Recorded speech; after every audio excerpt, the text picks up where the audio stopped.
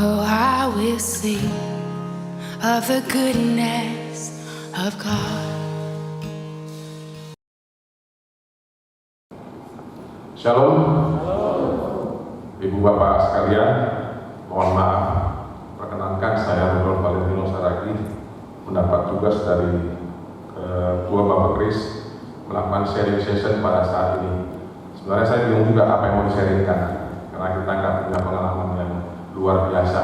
Sharingnya luar biasa lagi tentang kegigihan apa kita nggak tahu. Tapi mohon izin, dengan keberadaan yang tadi malam mulai melaksanakan kerjanya, setelah izin daripada Emeritus dua Emeritus, yaitu Pak Manahan dan Pak Paulus, saya mencoba membuatnya tadi malam. Mari kita buka tentang karya penciptaan oleh Tuhan. Kenapapun juga kita yang ada di Bank BTN adalah bekerja, yang semuanya kita lakukan hanya untuk kemuliaan nama Tuhan. Setuju ya? Nah, mari kita sama-sama membaca Kejadian 1 ayat 1 sampai 15. Kalau saya pikir lebih bagus yang laki ganjil, yang genap wanita. Setuju ya? Mari sama-sama kita mulai. Pada mulanya Allah menciptakan langit dan bumi.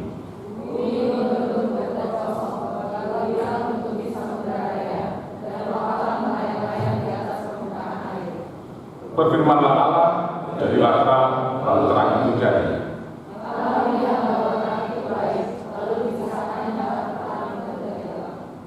Dan Allah menamai terang itu siang, dan terang itu malam.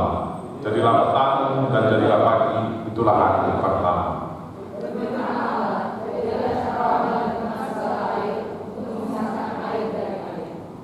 Maka Allah menjadikan cakrawala, dan Dia memisahkan air yang ada di bawah cakrawala itu dari air yang ada di atasnya, dan jadilah demikian.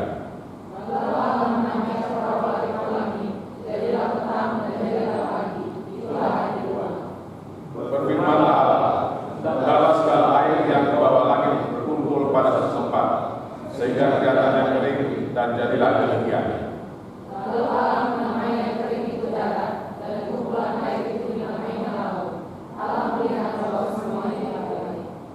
Berfirmanlah Allah, hendaklah tanah menumbuhkan tunas-tunas muda, tumbuh-tumbuhan yang berbiji, segala jenis pohon buah-buahan yang menghasilkan buah yang berbiji, supaya ada tumbuh-tumbuhan di bumi, dan jadilah demikian.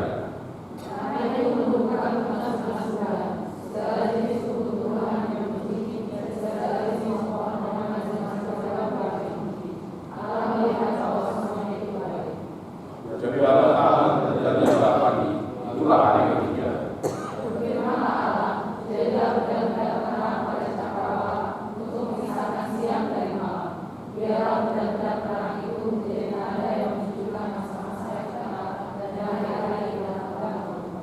Dan sebagai penerang pada cakrawala, biarlah benda-benda itu menerangi bumi, dan jadilah demikian. Demikianlah sabda Tuhan. Ibu bapak sekalian, topik kita adalah kegigihan. Tapi kegigihannya dari Bapak Kris saya tambahin kegigihan dalam bekerja. Jadi ada satu moto yang mengatakan bekerjalah untuk hidup dan jangan hanya hidup untuk bekerja. Sebagaimana kita ketahui, ada seorang pendaki gunung Everest pada zaman dahulu yang terkenal namanya Everestus, yang membuat buku No Shortcuts to the Top. Jadi tidak ada jalan yang mudah untuk mencapai puncak, kecuali dengan ketekunan, bekerja keras, siap jatuh, dan bangkit lagi. Setuju nggak ya? Setuju. Nah, kalau orang Batak bilang ada sisi positif, ada sisi negatif kalau kalimat jubul, kata jubul. Siapa di sini yang tidak mengerti kata jubul?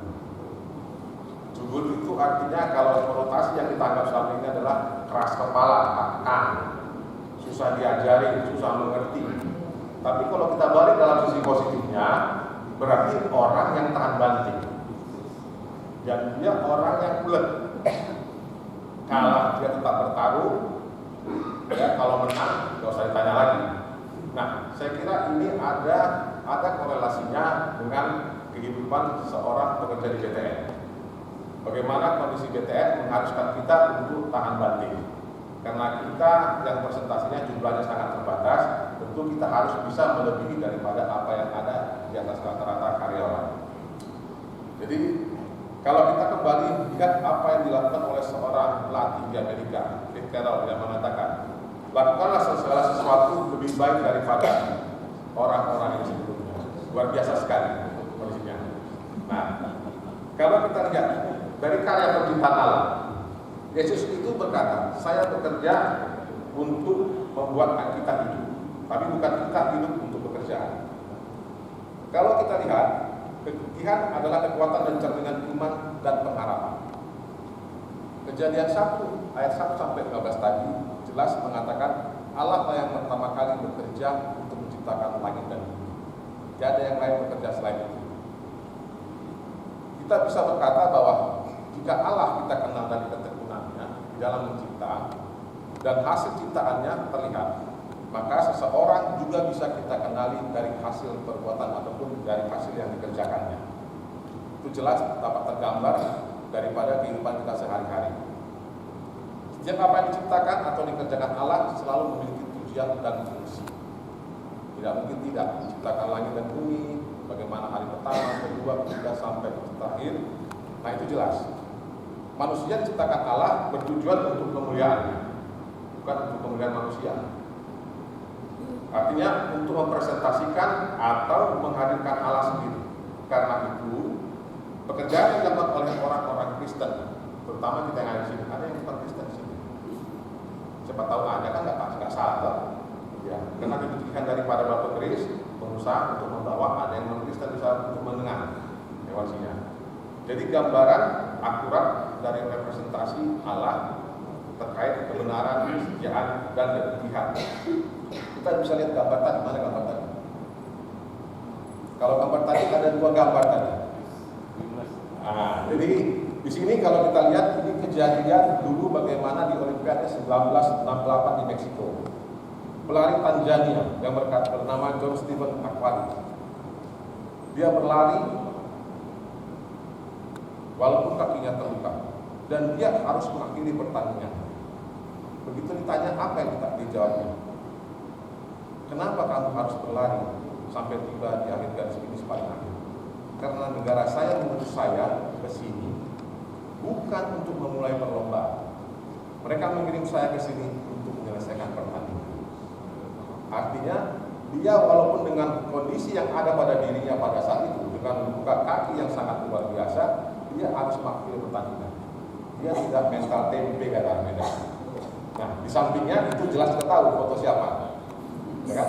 Nah itu contoh kegigihan sehingga seorang anak Tuhan berhasil menduduki posisi puncak. Setuju kan? Nah itulah contoh kegigihan yang terjadi. Nah kemudian kalau kita kembali melihat bahwa tidak ada motonya dari John Awakri adalah tidak ada alasan untuk berhenti bertanding. Setuju ya? Kalau tadi itu yang saya maksud, berarti tidak ada alasan untuk berhenti bertanding. Begitu kita masuk sebagai karyawan di BTN, tidak ada alasan untuk berhenti bertanding. Karena situasi lah, karena inilah tidak ada alasan untuk mundur. Jadi kita terus harus bekerja dengan berpikir positif, tahan banting, walaupun dimarahi kadang-kadang nggak apa-apa, itu biasa. Ya, kalau kita nggak mengerti kita belajar.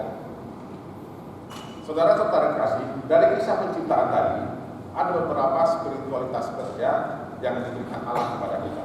Pertama, bekerja adalah representasi keberadaan Allah yang terus mencipta dan bekerja untuk kehidupan. Dalam Yohanes 5 ayat 17 disebutkan, Bapakku bekerja sampai sekarang, maka aku pun bekerja juga. Apa yang kita kerjakan saat ini adalah bentuk keikutsertaan kita bersama Yesus terus dalam bekerja. Kenapa demikian? Karena dengan bekerja, kita terus-menerus melangsungkan kehidupan dan menjaga kesinambungan kehidupan. Karena itu, apa yang dikatakan oleh bijak bahwa bekerjalah untuk memberi kehidupan. Jangan memberi kehidupan untuk pekerjaan. Inilah yang membedakan kita dengan yang lain. Bahwa keinginan kita bekerja adalah kegigihan Allah mencipta kehidupan dan kegigihan Yesus memberi kehidupan. Kita lihat contoh pohon ini, pohon Bristol Pond. Ini di atas pegunungan di Amerika Serikat. Dia mampu bertahan hidup bahkan di saat lingkungan di sekitarnya sangat buruk sekalipun. Lingkungannya ganas. Sebagaimana contoh ini ini menginspirasi, diambil daripada Roma 5 ayat 3 dan 4. Kesengsaraan itu menimbulkan ketekunan, dan ketekunan itu menimbulkan tahan uji, dan tahan uji menimbulkan pengharapan. Sebagaimana kita lihat bahwa pemimpin besar dunia pada umumnya ataupun pencipta lampu atau apapun, mereka selalu berasal daripada suatu kondisi yang sangat sulit. Kondisi sulit tersebut membuat mereka harus bisa mengekspresikan dirinya, bekerja untuk menghasilkan sesuatu. Di dalam kesukaran tersebut dia, ya kalau orang bilang, ya kalau terlampau sangat memiliki iman yang kuat kalau bukan pengharapan zaman dulu. Tapi dia tanpa sadar bekerja sekian puluh kali dicoba, akhirnya menghasilkan sesuatu. Itulah ketekunan tadi dan pengharapan tadi. Itulah representasi daripada pohon tadi yang kita ambil dari Roma 5 ayat 3 dan 4. Nah, kenapa saya bilang apa yang dikatakan Paulus di dalam Roma 5 ayat 3 dan 4 tadi, bahwa kesengsaraan akan menimbulkan ketekunan akan menimbulkan pengharapan. Permasalahan membuat kita selalu akan datang kepada Tuhan. Hal itu membuat kita sepenuhnya bergantung kepadanya, bukan kepada manusia. Siapa tahu ada yang mencoba bergantung kepada manusia, maka dia tidak akan mendapatkan hasil yang maksimal. Dalam berdoa, kita hendaknya juga memohon pelepasan dari penderitaan, tetapi juga kasih karunia Allah dan merasa damai dimanapun Allah menempatkan kita, itu akan membuat kita selalu tekun dan memiliki pengharapan. Jadi Allah memakai kesulitan kita untuk menjadikan kita tahan uji. Itulah kata kuncinya. Adakah yang berpendapat lain? Namanya juga sharing session, ini bukan khotbah. Saya belum berani untuk berkhotbah, kecuali diminta oleh Bapak Kris pada sesi yang lain. Nah, yang kedua, spiritualitas dalam penciptaan tadi adalah Allah menyatakan dirinya melalui pekerjaannya. Dari hasil ciptaannya, pada akhirnya kita mengakui dan mengenal Allah sebagai Allah pencipta. Orang Batak menyebutnya okumulajari nafsu. Ya, hasil ciptaannya menyatakan dirinya. Kita bekerja dengan tekad yang kuat dari jam 8 pagi sampai jam 12 malam karena akhir bulan. Dan hasilnya apa?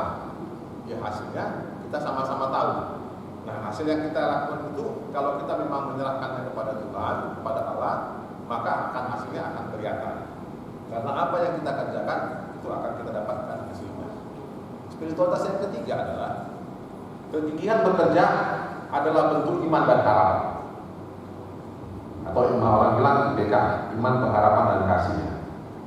Iman dan pengharapan kita dari awal sudah mengerti dan memahami jubul positif, ya, bukan jubul negatif.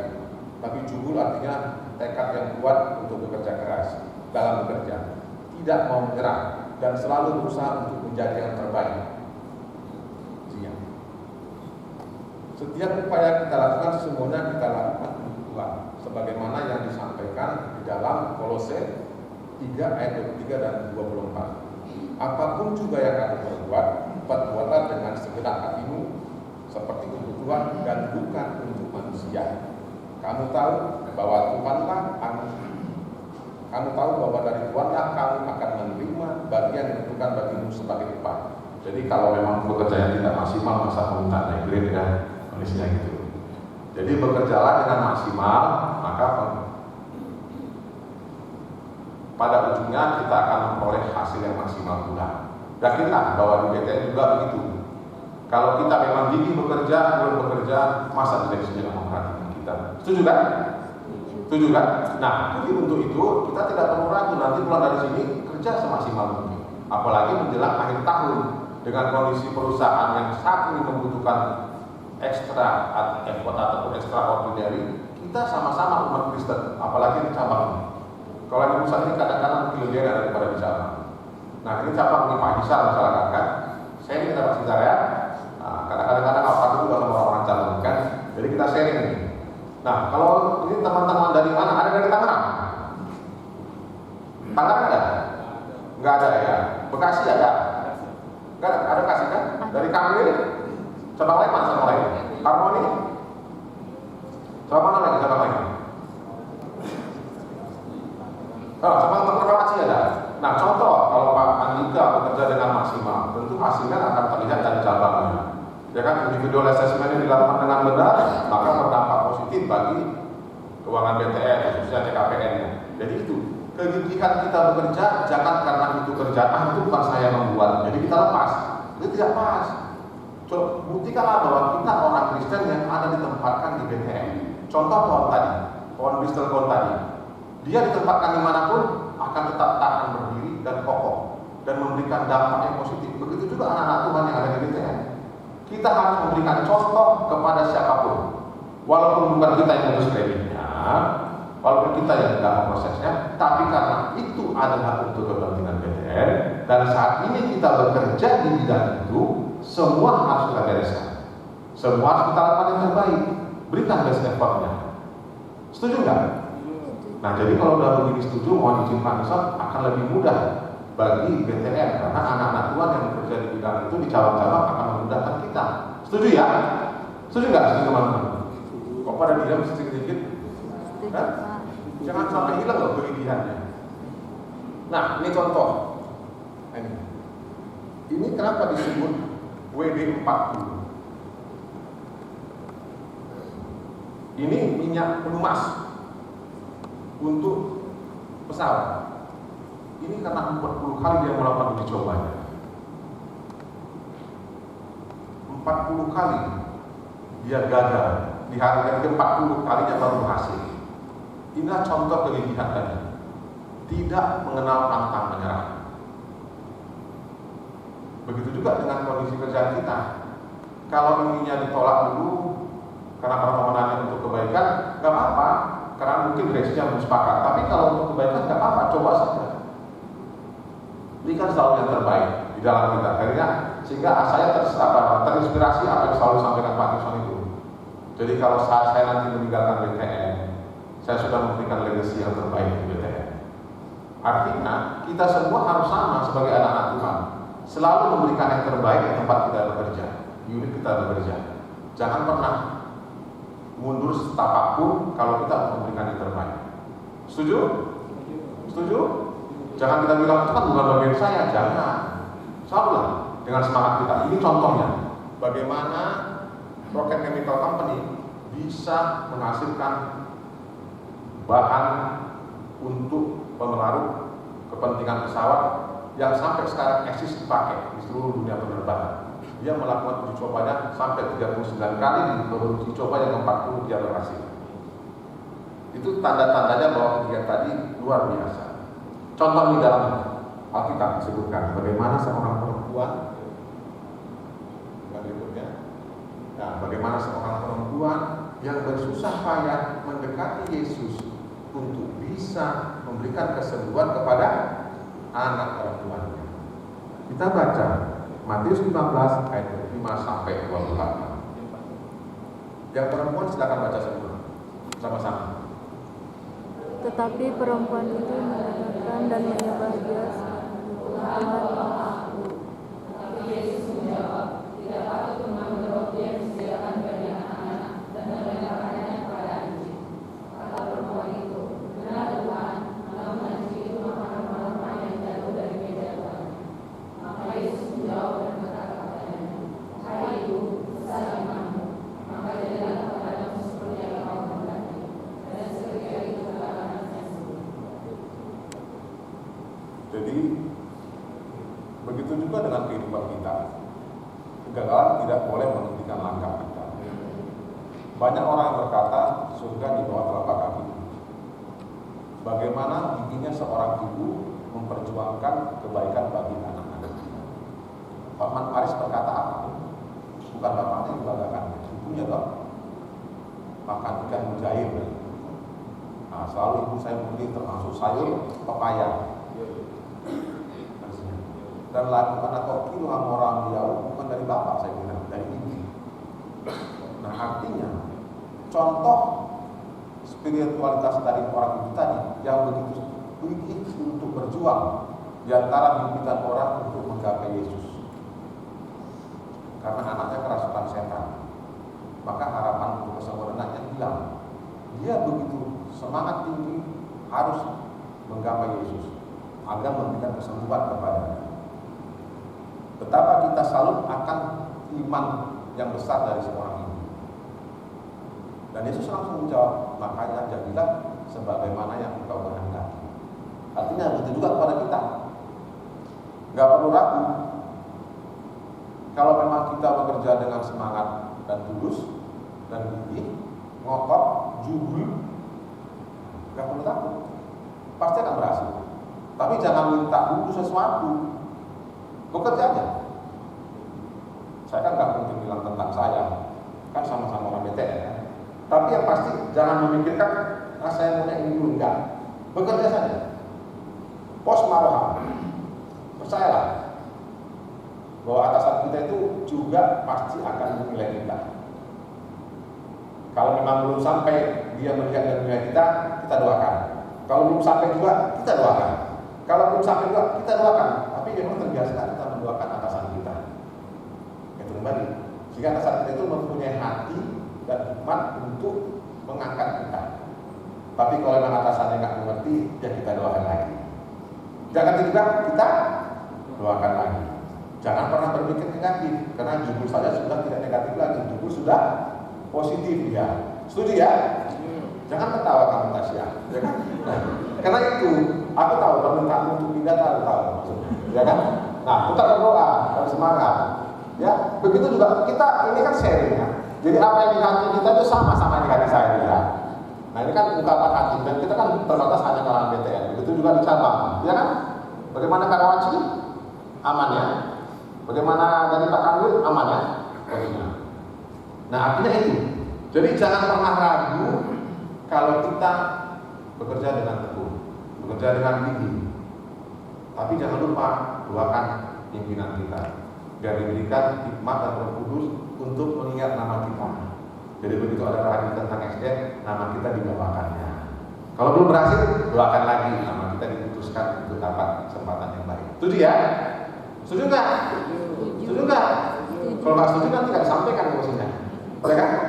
Nah, begitu juga kita akan melihat bagaimana kita akan melihat apa yang harus kita lakukan di dalam perjalanan kita bekerja di Bank BTN. Biar kita tidak merasa ya gitu-gitu aja, datang pagi kerja, kemudian ada-adanya saja, habis itu jam kerja pulang, dapat gajian, kemudian berharap dapat bonus yang tinggi ya, dapat bonus yang tinggi walaupun perusahaan lagi kesulitan, pengen dapat bonus yang tinggi, naik gaji, jangan begitu, dan maunya naik grade lagi, jangan. Nah, kita harus selalu bekerja dengan sungguh-sungguh dan tidak bersungut, apalagi berbantah-bantahan. Ini bukan kerjaan saya. Nah ini bidangmu, ini bukan bidang saya. Tuhan itu sangat peduli terhadap orang-orang yang setia dan terhadap mereka yang taat. Ingat loh kata-kata itu. Ketika kita bekerja dengan jujur, penuh tanggung jawab dan tanpa bersungut-sungut, Tuhan akan memperhitungkan semua itu dan akan memberikan upah yang pantas dan mungkin tidak pernah terpikirkan oleh kita. Bahkan Tuhan akan memastikan bahwa Dia tidak akan pernah berhutang. Tuhan tidak akan berhutang atas janjinya untuk kita. Jadi apapun yang kita kerjakan, kerjakanlah dengan segenap hati. Dengan hal itulah sebenarnya kegigihan tadi. Jika ini yang mendasari kehidupan kita dalam bekerja dalam BTN, maka kita akan memperoleh hormat dari orang-orang terhormat. Sebagaimana dikatakan dalam Amsal, pernahkah engkau melihat orang yang cakap dalam pekerjaannya? Di hadapan raja-raja dia akan berdiri, bukan di hadapan orang-orang yang hina. Jadi kalau kita bekerja dengan sungguh-sungguh, maka kita pun akan mendapat manfaat yang luar biasa dari Tuhan. Dan kita tidak akan pernah disejarkan dengan orang-orang yang hina. Sepakat? Amin? Amin kan? Jadi orang yang benar-benar bekerja dengan gigih akan mendapat kehormatan dari banyak orang. Bahkan orang-orang yang memiliki kehormatan, orang-orang yang dihormati akan menghormati kita. Itu harus kita yakini. Jadi sebagai kata kuncinya di Kolose 3 ayat 23 dan 24. Apapun juga yang kamu perbuat, perbuatlah dengan segenap hatimu seperti untuk Tuhan dan bukan untuk manusia.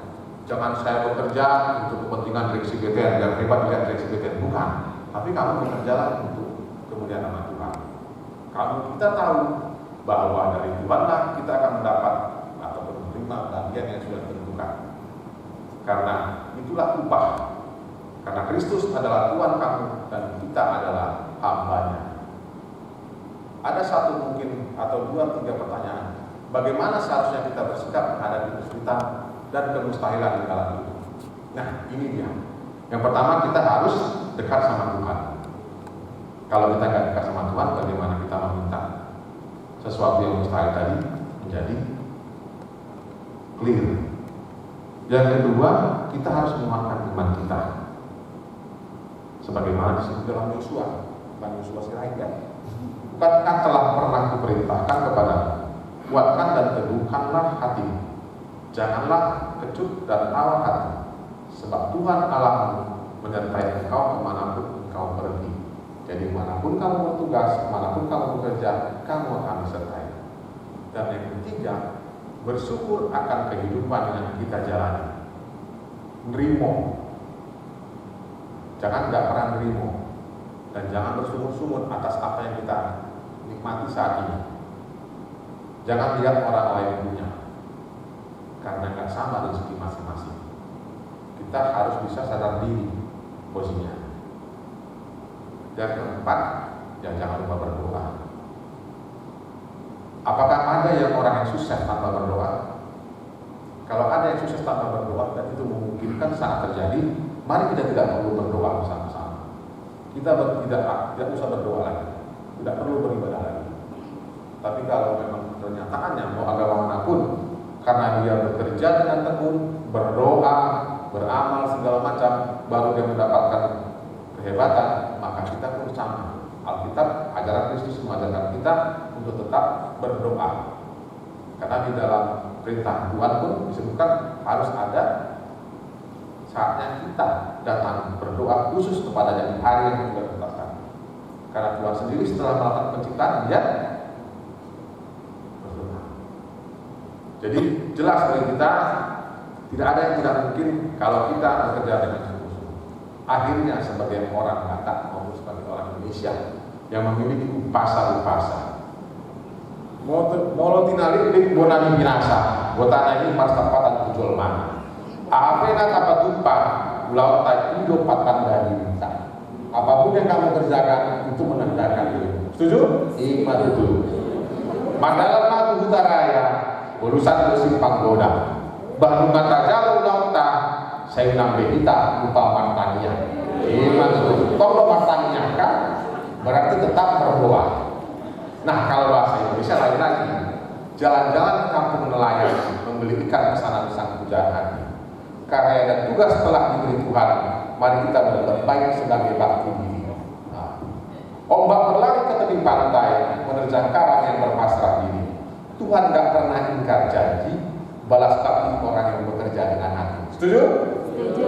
Nah, kalau kita sudah setuju, saya ucapkan terima kasih. Itulah sharing yang bisa saya berikan. Semoga kita berkenan di dalam hati. Dari sini kita nanti pulang, kembali kerja kita masing-masing. Yang jauh dari Bekasi, jangan langsung pulang ke rumah, tapi Pak mampir ke kantor lagi. Sehingga jangan lupa absen. Kalau absen, potong gaji. Ya, jadi anak-anak Tuhan, hari ini tanggal 1 November pulang dengan damai, pulang dengan kasih, bekerja dengan sungguh-sungguh. Setuju? Setuju. Amin. Terima kasih.